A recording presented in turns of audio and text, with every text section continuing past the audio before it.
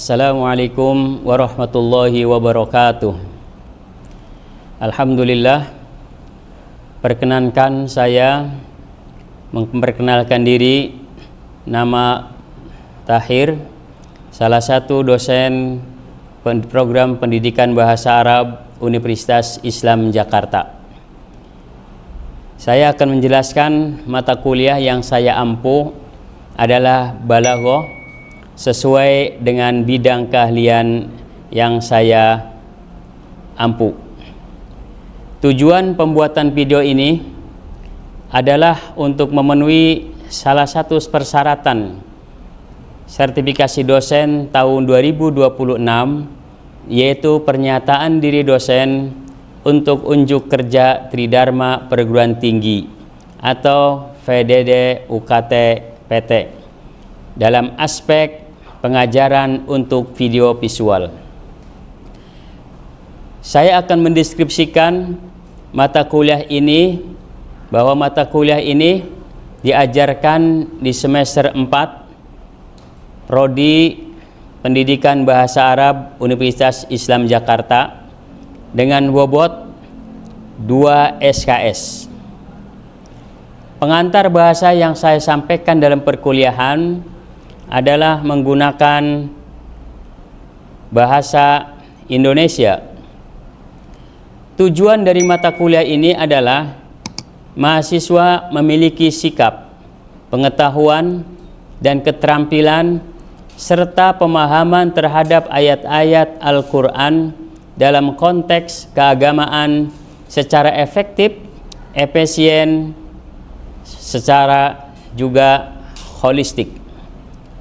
Termasuk di dalamnya adalah kegiatan memahami teks-teks bahasa Arab. Capaian pembelajaran dalam mata kuliah ini adalah CPL 1, bertakwa kepada Tuhan Yang Maha Esa dan mampu mewujudkan dan menunjukkan sikap religius. CPL 2, mahasiswa mampu menerapkan pemikiran logis, kritis, sistematis, dan dapat memecahkan problematika teks-teks Al-Quran yang berkaitan dengan keagamaan yang ada dalam masyarakat saat ini. CPL yang ketiga, mahasiswa mampu menjelaskan dan merancang strategi pembelajaran Balaghah ini. Dan CPL yang keempat adalah mahasiswa mampu memahami dan menjelaskan materi-materi Balaghah yang akan disampaikan pada perkuliahan ini. Adapun CPMK-nya adalah mahasiswa memahami dan mampu menjelaskan materi-materi yang diajarkan pada perkuliahan mata kuliah Balaghah ini, yaitu tentang makna Balaghah wa Syiaq, makna Fasoha wa Amsilah bil Fasoha, Al-Fasohah wa Hasah Isu Al-Arabiyah, makna uslub wal udud, dirasah asalib fi uslubil Quran, at-tashbih wal isti'arah. Begitu pula uslub-uslub makna yang lainnya, ada al-ijaj, al-hadaf, al-qasr, al-itnab, at-tiqrar, al-iktirad. Kemudian juga ada dzikrul khas ba'da'am wa aqsu, atau al-fasl bainal jumlatain, al-iltifat wa uslubul karim, yaitu at-taqdim wa takhir. Di akhir perkuliahan ini, mahasiswa mampu menerapkan pemikiran logis, kritis, sistematis, inovatif dalam konteks perkembangan serta mampu mengimplementasikan ilmu pengetahuan dalam bidang ilmu Balaghah dalam memahami teks-teks Al-Quran dan teks-teks Arab. Sistem dan strategi pembelajaran dalam hal ini adalah tentang Balaghah. Saya menggunakan delivery, interaction, dan assessment. Delivery, dosen memberikan materi serta RPS yang bisa diunduh langsung oleh mahasiswa di sistem e-learning uid.ic.id. dan presentasi interaktif yang langsung disampaikan secara tatap muka untuk mendukung keaktifan mahasiswa. Adapun interaction pada mata kuliah ini melibatkan dua komunikasi arah, yaitu antara dosen dan mahasiswa, antara dosen dan mahasiswa berupa diskusi, tanya jawab, kolaborasi, dan refleksi bersama. Adapun asesmen dilakukan dengan dua cara, yaitu dengan asesmen formatif untuk menilai proses yang dilakukan, baik itu dengan kuis, dengan tugas proyek individu ataupun tugas kelompok, serta menilai sikap dan keterampilan mahasiswa.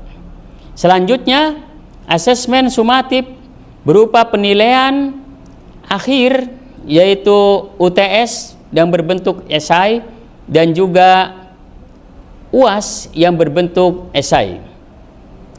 Karena itu, untuk mendukung perkuliahan ini, saya menggunakan beberapa referensi. Di antaranya adalah kitab Jawahirul Balaghah fil Ma'ani wal Bayan wal Badi' karya As-Sayyid Ahmad Al-Hashimi. Yang kedua, Al-Balaghah Al-Wadihah karya Ali Al-Jarim wa Mustafa Amin. Dan yang ketiga, saya menggunakan buku Al-Balaghah lil Jami' yang dikarang oleh Profesor Dr. D. Hidayat. Di samping itu juga saya menggunakan beberapa modul Balaghah 1 dan juga mengambil artikel-artikel yang lebih relevan dan aktual. Pembelajaran ini dilakukan selama 16 pekan, 7 pekan sebelum UTS, 1 pekan UTS, 7 pekan sebelum UAS, dan 1 pekan UAS. Maka evaluasi itu kita dapatkan untuk penilaian itu adalah kehadiran 10%, tugas struktur mandiri kelompok 35%, diskusi kelompok 15%, UTS berupa esai 20%, dan UAS berupa esai 20%. Dengan jumlah semuanya adalah 100%. Demikian penjelasan tentang RPS mata kuliah Balaghah ini. Terima kasih atas segala perhatian, dan berikutnya selamat menyaksikan materi yang diajarkan di kelas saat saya mengajar mahasiswa. Selamat menikmati. Assalamualaikum warahmatullahi wabarakatuh. Assalamualaikum warahmatullahi wabarakatuh. Waalaikumsalam warahmatullahi wabarakatuh. Alhamdulillahilladzi qad wafaqa lil ilmi khairi khalqihi walituqa hatta nahat qulubuhum linahwihi famin adimi sya'nihi lam tahwihi. Puji syukur kita panjatkan kepada Allah dengan segala rahmat, hidayah dan inayahnya. Alhamdulillah pada siang kali ini kita masih bisa bertemu dalam rangka perkuliahan. Mudah-mudahan apa yang kita dapatkan menjadikan bekal kita untuk di dunia dan di akhirat. Selanjutnya, mari kita buka perkuliahan kita dengan sama-sama baca Ummul Kitab Walikulliyatin Sholihah ila hadratin Nabi Muhammadin sallallahu alaihi wasallam. Al-Fatihah. A'udzubillahi minasyaitonir rajim. Bismillahirrahmanirrahim. Alhamdulillahirabbil alamin. Arrahmanir rahim. Maliki yaumiddin. Iyyaka na'budu wa iyyaka nasta'in. Ihdinas siratal mustaqim. Siratal ladzina an'amta 'alaihim ghairil maghdubi 'alaihim waladdallin. Untuk selanjutnya, sebelum perkuliahan kita mulai, sebagaimana biasa kita akan absen. Bagi yang dipanggil, harap untuk menyebut ya hadir. Saya panggil. Yang pertama adalah Afan. Hadir. Istikhori. Hadir. Nabila. Farha. Muhammad Zaki Mubarak. Bilal. Suci. Hafiz. Oke, terima kasih. Alhamdulillah semuanya hadir. Mari kita mulai materi perkuliahan kita pada siang hari ini adalah tentang balagho. Sebagaimana kita ketahui, balagho itu merupakan salah satu cabang ilmu bahasa Arab yang sangat penting untuk dipelajari, karena ilmu itu bisa untuk mentafsirkan Al-Quran sehingga akan benar-benar bisa dirasakan ya penafsirannya itu oleh orang lain. Karena itu seorang mufassir, salah satu syaratnya itu adalah dia menguasai bahasa Arab, dan komponen bahasa Arab adalah ilmu balagho.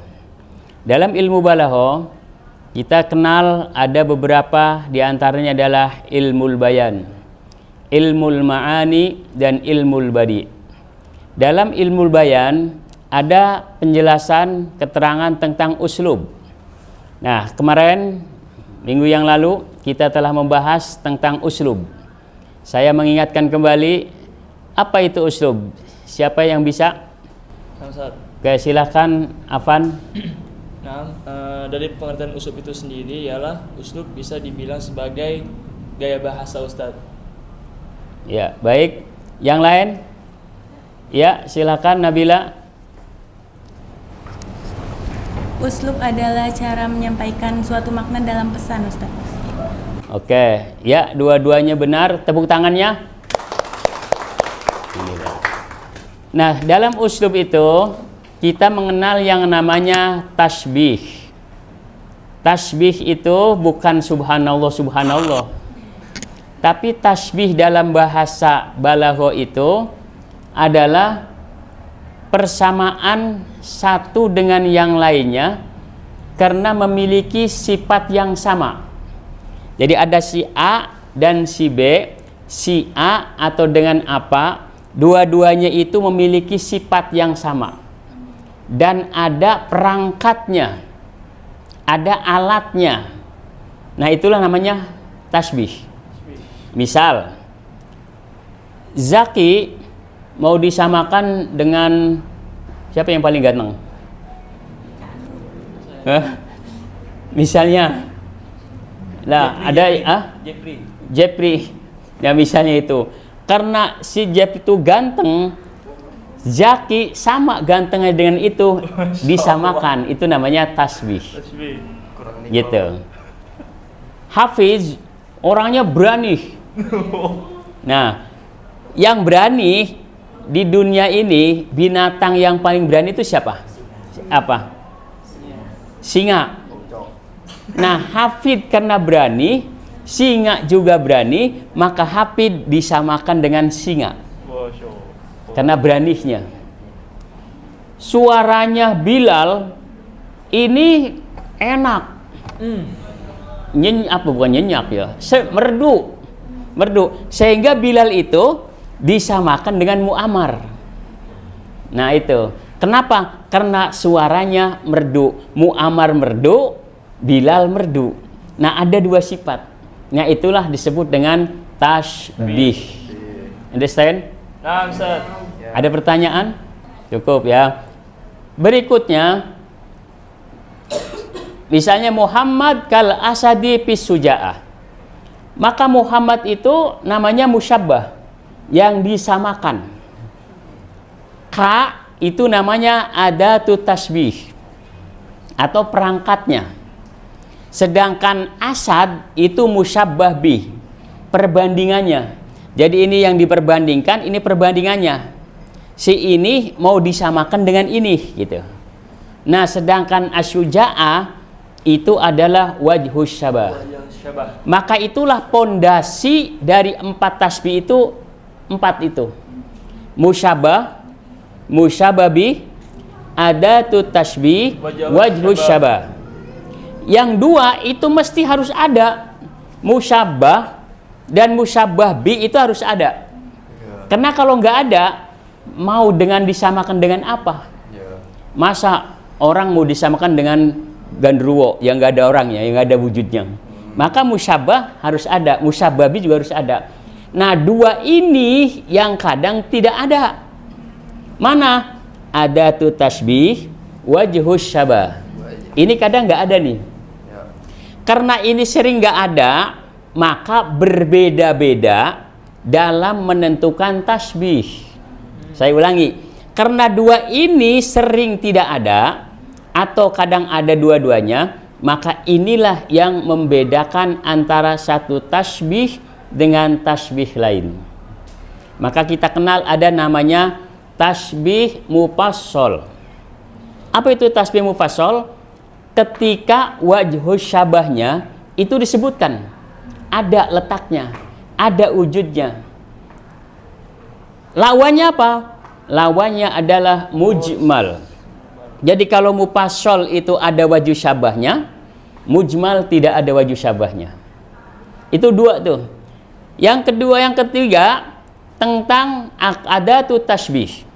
Ada yang adatu tasbihnya, maka itu disebut dengan mursal.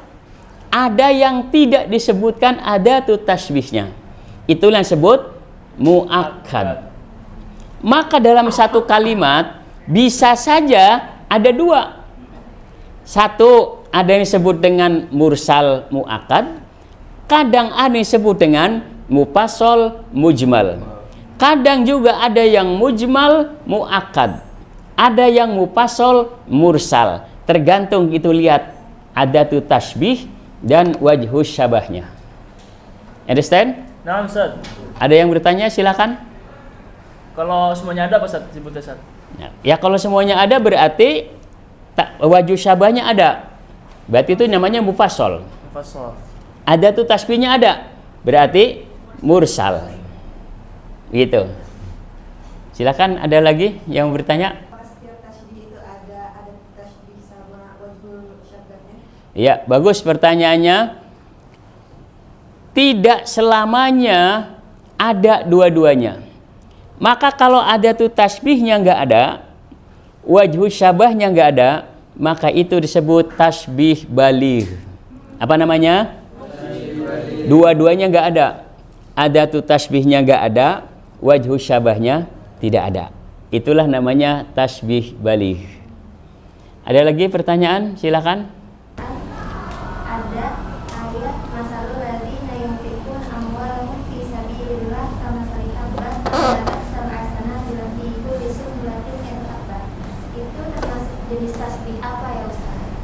Ya, oke, terima kasih. Ini karena yang bertanyanya Hafidhoh, ya, mungkin sudah meneliti di Al-Quran. Alhamdulillah. Jadi, masalul ladzina yunfikuna amwalahum fi sabilillahi kamasali habbatin anbatat sab'a sanabila fi kulli sumbulatin mi'atu habbah. Wallahu yudha'ifu liman yasha, wallahu wasi'un alim. Kalau tadi kan ada adu tasbihnya jelas, betul nggak? Nah sekarang ini mana musyabah dan musyababihnya? Musyabah dan musyababihnya. Nah karena itu musyabahnya banyak, maka itu dalam ilmu balaghah disebut dengan tasbih tamtsil. Jadi kalau musyabahnya itu banyak, maka itu sebutnya adalah tasbih tamtsil. Masalul ladina yunfikuna amwalahum, itu musyabahnya. Artinya apa? Orang yang menginfakkan, mendermakan hartanya di jalan Allah, itu akan dilipat gandakan, tidak akan berkurang, bahkan bertambah. Nah itu kan wajah syabahnya tuh. Sama dengan orang yang biji yang ditanam, yang dia akan tumbuh 7 tangkai. Dari 7 tumbuh lagi sampai 100. Nah ini artinya apa? Terus bertambah dan bertambah. Sehingga pada akhirnya Allah akan melipat gandakan, meluaskan dengan itu. Gitu. Sehingga apa? Wajhu syabahnya itu wallahu wasi'un alim. Allah akan meluaskan. Tuh. Nah orang yang berinfak dengan orang yang menanam biji dengan tumbuh sekian, itu ada kesamaannya, dan itu banyak musyabah dan musyababihnya. Maka itulah disebut dengan tasbih tamsil. Kebalikan dari wajah tamsil itu ada namanya tasbih tamsil, ada namanya tasbih dimni. Apa itu tasbih dimni? Tasbih dimni itu tidak disebutkan kata sepertinya atau kata andekannya atau misalnya. Kalau tadi kan kamasali habbatin, ada ka, ada mislu, ada seperti, ada perumpamaannya. Ini nggak disebutkan. Tapi dalam konteks ayat itu ada tersirat kata seperti. Orang yang mendustakan ayat-ayat kami, lalu dia sombong, bangga, maka dia tidak akan masuk surga seperti, padahal itu tidak disebutkan tuh, nggak ada kamasali yaliju, nggak ada, gitu, ya, tidak disebutkan kata sepertinya, tapi dari konteks itu tersirat kata seperti. Orang yang mendustakan ayat-ayat kami, dia bangga, maka dia tidak akan masuk surga sebagaimana unta masuk ke lubang jarum. Padahal tidak disebutkan kata sepertinya. Tidak disebutkan dalam ayat itu kata ka atau kata mislu. Tapi itu ada kata-kata sebagaimana atau seperti, umpama gajah atau unta masuk ke dalam lubang jarum. Artinya apa? Gak bakalan yang namanya unta masuk ke lubang jarum tuh gak bakalan. Jangankan unta yang gede, semut aja kayaknya gak mau tuh. Yang gak bakal bisa masuk itu, apalagi unta. Nah itulah orang yang mendurhakakan ayat-ayat Allah, lalu dia bangga, itu gak bakalan masuk surga seperti itu. Understand? Oke, saya kira cukup. Ada pertanyaan lagi? Tidak ada? Kalau tidak ada, silakan untuk berkumpul. Silakan mengerjakan agar kalian bisa ya menerapkan tasbih dalam ayat Al-Quran ataupun dalam syair-syair, dalam kalimat-kalimat Arab. Kita langsung praktek dan kita diskusikan. Silakan mengumpulkan diskusi kelompok ya, dibagi dua, lalu kemudian nanti dari kelompok itu mempresentasikan satu orang saja. Assalamualaikum warahmatullahi wabarakatuh. Waalaikumsalam warahmatullahi wabarakatuh. Sebelumnya Ana perwakilan dari kelompok Banin izin mempresentasikan terkait tentang asyaibu fil bayadi kasubah. Nah, jadi dalam kalimat ini itu tasbihnya itu berbentuk tasbih tamthil, tasbih mufassal, karena di situ disebutkan adanya ada tasbih, yaitu apa? Ka subah. Dan kalimat ini disebutkan dalam tasbihnya itu bentuk itu tasbih mufassal. Kalau emang dari teman-teman ada sanggah atau yang lain, ada pendapat. Ya, yang Banat setuju atau sama? Disebutkan ini adalah tasbih mufassal karena ada wajh syabahnya, dan juga mursal karena disebutkan adatut tasbihnya. Setuju? Oke. Yang Banat siapa yang siap untuk nomor 2? Yang ini nih maksudnya. Nomor 2 ini. Atau nomor 3? Anamul Qamar itu mujmal mursal. Mujmal karena tidak ada wajh syabahnya, dan mursal karena ada adatut tasbihnya. Gimana pendapat yang lain? Tanggapan dari Banin? Setuju? Betul? Oke, tepuk tangannya semuanya. Ya, terima kasih. Alhamdulillah, ternyata alhamdulillah apa yang kita sampaikan tentang tasbih ya semuanya paham dan kelihatannya mudah dipahami. Oke, kalau gitu kita tutup dulu ya. Kita tutup perkuliahan kita dengan sama-sama membaca hamdalah. Alhamdulillahirabbil alamin. Demikian video singkat yang saya sampaikan dan kalian saksikan. Mudah-mudahan membawa manfaat, maslahat fid dunya wad din wal akhirah. Terima kasih atas segala perhatian. Mohon maaf atas segala kekurangan. Wassalamualaikum warahmatullahi wabarakatuh. Belajar dengan Ustaz Thohir itu sangat mudah dan menyenangkan karena dengan wawasan ilmu beliau mampu merangkum semua pelajaran-pelajaran sulit menjadi rumus-rumus yang mudah kami pahami, dan beliau juga mengajak kita para mahasiswanya untuk mempraktekkan ilmunya secara langsung dengan Al-Quran sehingga kami mudah paham.